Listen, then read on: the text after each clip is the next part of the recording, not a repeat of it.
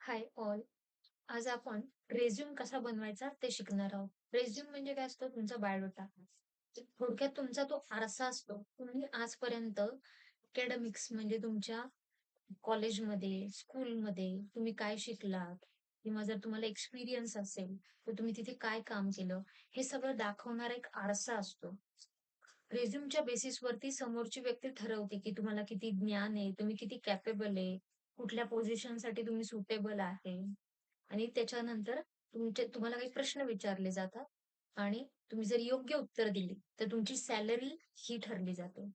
त्यामुळे रिझ्यूम ही खूप अत्यंत महत्त्वाची गोष्ट आहे. ती तुमच्या सॅलरीची पहिली स्टेप आहे, असं तुम्ही म्हणू शकता.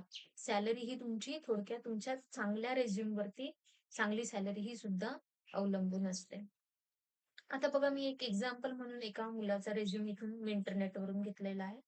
हा मुलगा आहे ना, हा फ्रेशर आहे. आपण फ्रेशरचा एकदा एक रिझ्यूम बघू आणि एक एक्सपिरियन्स पर्सनचा बघू. आता हा मुलगा जो आहे ना, हा बी-कॉम आहे, बी-कॉम ग्रॅज्युएट आणि फ्रेशर आहे.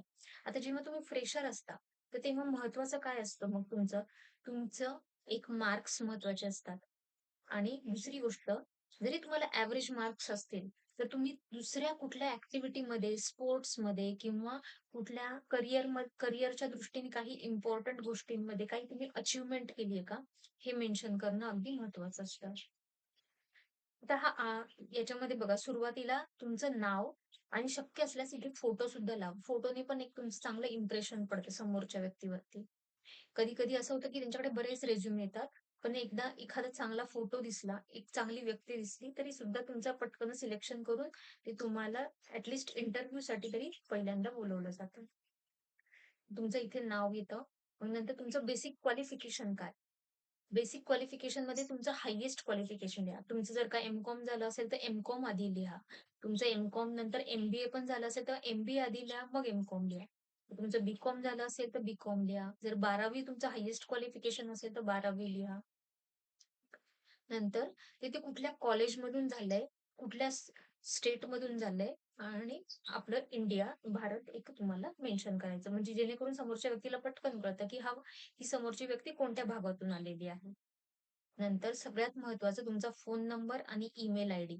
फोन नंबर हा नेहमी ॲक्टिव्ह असू द्या, पर्मनंट असू द्या आणि दुसरं ईमेल आयडी सुद्धा हा तुमचा ॲक्टिव्ह आणि पर्मनंट असू द्या. तुम्हाला त्याचा पासवर्ड माहिती असू द्या. जेणेकरून इन फ्युचर त्याने कुठलेही कम्युनिकेशन केले तर तुम्हाला रिप्लाय देता येईल त्याच्यावरती. या झाल्या बेसिक गोष्टी. आता करियर ऑब्जेक्टिव्हमध्ये बघा. करियर ऑब्जेक्टिव्हमध्ये हे सर्वसाधारण तुम्ही Googleवरती, ChatGPTवरती जरी टाकलं, करियर ऑब्जेक्टिव्ह म्हणजे काय? की तुम्हाला आयुष्यात करायचंय काय? हे थोडक्यात 2-3 लाईनमध्ये तुम्हाला सांगायचं असतं.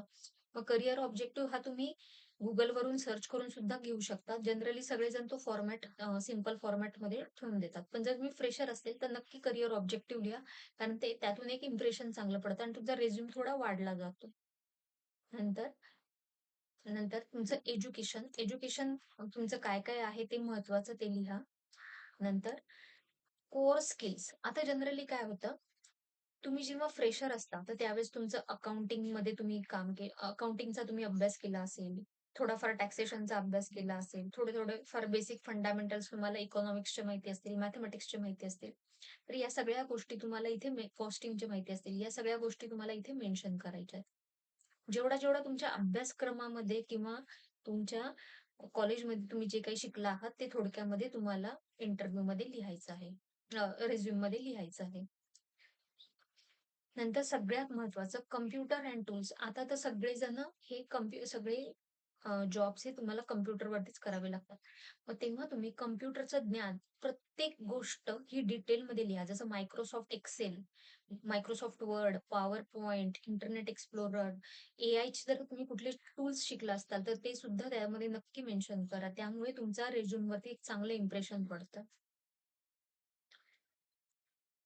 पुढे अकॅडमिक्स प्रोजेक्ट. जर तुम्ही फ्रेशर असताल, तर मोस्टली तुम्ही काही कॉलेजमध्ये असाइनमेंट केलेल्या असतील, काही प्रोजेक्ट्स केले असतील, काही केस स्टडीज घेतल्या असतील, तर त्यासुद्धा तुम्ही एका-एका लाईनमध्ये व्यवस्थित मेन्शन करा. जेणेकरून समोरच्या व्यक्तीला कळतं, की ही किती ॲक्टिव्ह होती. भले ही फ्रेशर आहे व्यक्ती, पण ही तिच्या कॉलेज लाईफमध्ये किती ॲक्टिव्ह होती हे त्यातून कळतं. आणि सगळ्यात शेवटी ट्रेनिंग्स एंड सर्टिफिकेशन्स. आता सर्टिफिकेशन्स आणि ट्रेनिंग्स म्हणजे काय? तर तुम्ही जर का कॉलेज व्यतिरिक्त कुठलातरी प्रायव्हेट कोचिंग क्लास केला असेल, त्याचा कोचिंग क्लासचं सर्टिफिकेट मिळालं असेल. नसेल मिळालं तर तुम्ही ते मागून घ्या.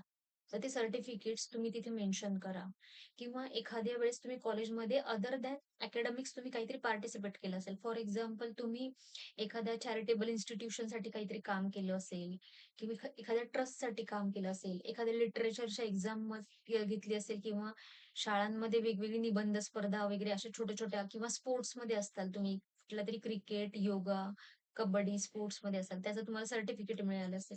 तर अशा सगळ्या गोष्टी ह्याच्यामध्ये मेन्शन करा. जेणेकरून समोरच्या व्यक्तीला कळतं, की ही मुलगी किंवा हा मुलगा हा किती बाहेरच्या गोष्टींमध्ये म्हणजे त्याला जनरल नॉलेज पण किती आहे आणि तिथे पण तो किती सर्वांगीण विकसित आहे. ह्या गोष्टी तुम्हाला महत्त्वाच्या ठरतात. जास्तीत जास्त तुमचं चांगलं इम्प्रेशन पडावं म्हणून हा रिझ्यूमे आपण व्यवस्थित तुमच्यासाठी बनवतोय.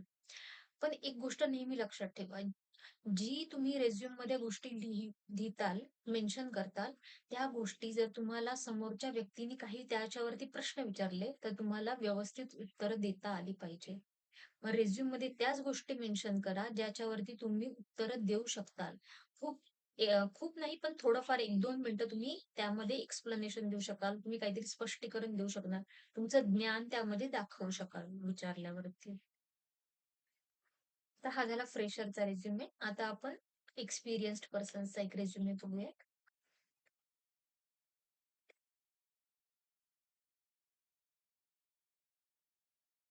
मी एक्सपिरियन्स पर्सनचा पण रिझ्यूमे इथे डाउनलोड केलेला आहे.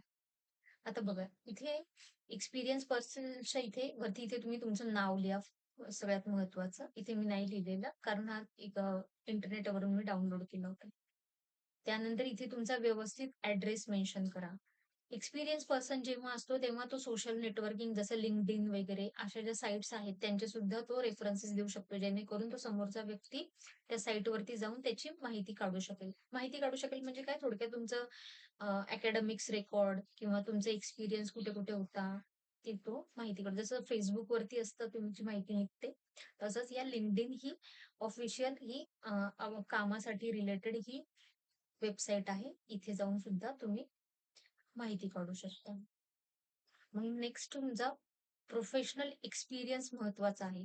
कारण का ज्यावेळेस तुम्हाला एक्सपिरियन्स असतो, त्यावेळेस तुमचं बी-कॉम आहे, एम-कॉम आहे, एम-बी-ए आहे, हे थोडं महत्वाचं असतं. पण त्यापेक्षा तुमचा एक्सपिरियन्स जास्त महत्वाचा असतो. कारण का डिग्री ही एका लेव्हलपर्यंत असते आणि नेक्स्ट तुमचा एक्सपिरियन्स म्हणजे तुम्ही किती ॲक्टिव्ह होता ॲक्चुअली किंवा तुमच्यामध्ये किती कॅपॅबिलिटी आहे, ह्या तुमच्या एक्सपिरियन्सवरनं कळतात. जेव्हा तुम्ही एक्सपिरियन्स मेन्शन कराल, तेव्हा तुमचं डेझिग्नेशन आणि तुम्ही कुठल्या कंपनीमध्ये होता आणि कुठल्या पिरियड कुठून कुठपर्यंत होता, हे तुम्ही तिथे मेन्शन करा. नंतर अशा बुलेट पॉइंट्समध्ये तुम्ही तुमचे इथे काय-काय काम केलं, तुमचा जॉब प्रोफाइल काय होता? मग हा जो जॉब प्रोफाइल असतो ना, तो अत्यंत व्यवस्थित तुम्ही डेली जे काम करता, ते एका कागदावरती लिहून काढा. नंतर तेच जे तुम्ही पॅराग्राफ फॉर्ममध्ये लिहिलेले ते बुलेट पॉइंट्समध्ये point to point, point to point हे रिझ्यूममध्ये इतकं कीवर्ड्समध्ये मेन्शन करा, की त्या समोरच्या व्यक्तीला पटकन समजून जाईल. म्हणजे अगदी थोडक्यात समराईज फॉर्ममध्ये तुम्ही जे काही काम करता त्या कुठल्याही कंपनीमध्ये ते अगदी पॉइंट टू पॉइंट हे मेन्शन करा. आणि असं मेन्शन करा, जर त्या पॉइंटवरती तुम्हाला कुठलाही प्रश्न विचारला, तर तुम्हाला त्यावरती उत्तर देता आलं पाहिजे. अगदी 1-2 मिनिटं का होईना तुम्हाला एक्सप्लेनेशन देता आलं पाहिजे, की हां, मी जो मेन्शन केलंय, मी इथे काम करू फॉर एक्झाम्पल तुम्ही तिथे मेन्शन केलं असेल, की मी डेटा एंट्रीचं काम करतो. जसं समोरच्या व्यक्तीने विचारलं, की म्हणजे डेटा एंट्री म्हणजे काय करतो? मग तुम्हाला सांगता आलं पाहिजे, की मी पर्चेसचे बिल्स एंटर करतो, मी सेलचे बिल्स एंटर करतो, मी बँक रिकन्सिलिएशन्स करतो, मी जर्नल एंट्रीज पास करते. असंही तुम्हाला एक्सप्लेनेशन देता आलं पाहिजे. सपोज तुम्ही तिथे लिहिलं असेल, की मी बँकिंग रिलेटेड कामं करतो. रिझ्यूममध्ये लिहिलं असेल, की बँकिंग रिलेटेड वर्क. तर मग आता बँकिंग रिलेटेड जर असं त्यांनी समोरच्या व्यक्तीने प्रश्न विचारला, की बँकिंग रिलेटेड काय काम करतात? पण तुम्ही म्हणत आहे, की बँक स्टेटमेंट अपडेट करतो, online closing balances as per bank statement हा टॅली आहे का हे चेक करतो. चेक डिपॉझिट्स करतो, कॅश विथड्रॉ करतो, पेटी कॅश मेंटेन करतो. मग अशा गोष्टी तुम्हाला तिथे उत्तरं देता आली पाहिजे. रिझ्यूम हा जनरली असा बनवा, की जेणेकरून समोरच्या व्यक्तीला एक चांगलं इम्प्रेशन पडेल आणि तुम्हाला स्वतःला कॉन्फिडन्स असेल, की मी यामध्ये जे काही लिहिलेलं आहे, याच्यावरती मी उत्तर देऊ शकतो. म्हणजे तो इंटरव्ह्यू तुम्हाला पण सोप्पा जाईल आणि तो समोरच्या व्यक्ती आहे, तिला सिलेक्ट करायला सोप्पा जाईल. आणि सगळ्यात महत्त्वाचं तुमची सॅलरी त्याच्यावरनं व्यवस्थित त्यांना कोट करता येईल किंवा तुम्हालाही मागता येईल. पुन्हा एकदा नवीन भागामध्ये आपण असाच एक नवीन व्हिडिओ घेऊन येऊ, जेणेकरून तुम्हाला अकाउंटिंग रिलेटेडची अधिकाधिक माहिती मिळेल. व्हिडिओ आवडल्यास लाईक करा. चॅनलवर नवीन असाल तर तुमचं पण अकाउंट इथे एक ओपन करा सबस्क्राईब करून आणि कमेंटमध्ये मला तुम्हाला एखादा व्हिडिओ हवा हवा असल्यास मेन्शन करा. मी नेक्स्ट व्हिडिओ त्यावर बनवेल. Thank you.